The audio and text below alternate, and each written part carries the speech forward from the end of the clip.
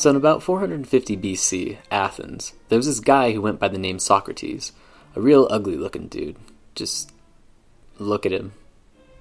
Anyway, what he is famous for, not only then, but still today, was his ability to ask questions that would have you answer to the best of your knowledge.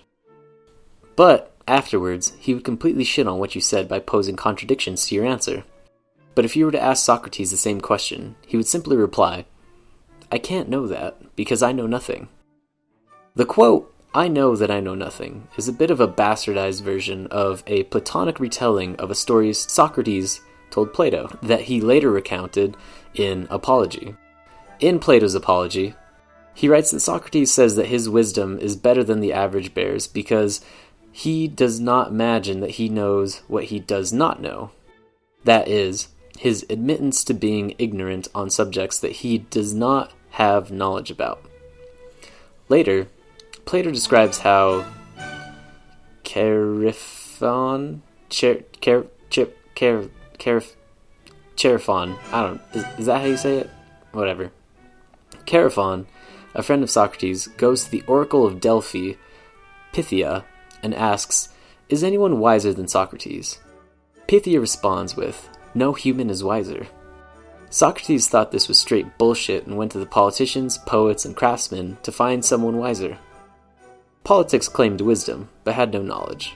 Poets knew many words, but not their meanings. And craftsmen only had knowledge of their specialty.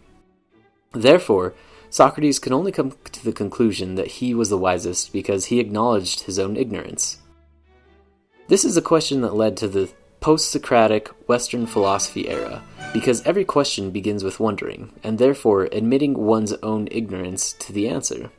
It is the admittance of the fact that we today cannot possibly know everything there is to know about everything that leads people into specializations. Sure, one can have a plethora of knowledge in many subjects, but to know the entirety of everything is infeasible. However, in the early 16th century, a philosopher by the name of René Descartes came along and proposed the idea of "I think, therefore I am," which is also a very shortened version of what Descartes actually said. The basis of the quote is that there is one thing that he can be sure of, and that is of his own existence. This is due to the fact that Descartes is even able to conceive the thought of "I think, therefore I am." This way of thinking is just one contradiction to Socrates' quote, "I know that I know nothing," and would have been interesting to see Descartes pose his own statement to Socrates. If Descartes and Socrates were having a conversation, and Socrates said, "I know that I know nothing," if Descartes were to say, "I think, therefore I am," I wonder how Socrates would have responded to that statement. It's just something to think about. I don't know.